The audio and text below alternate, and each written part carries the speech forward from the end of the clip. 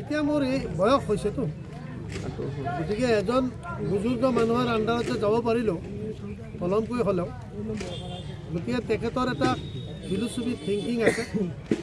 সকলো কমিউনিটিৰ ইণ্টাৰেষ্টত কাম কৰা মানুহ অসমত যিমান ৰাজনীতিবিদ আছে তাৰ ভিতৰত বদৰুদ্দিন আজমল অন্যতম।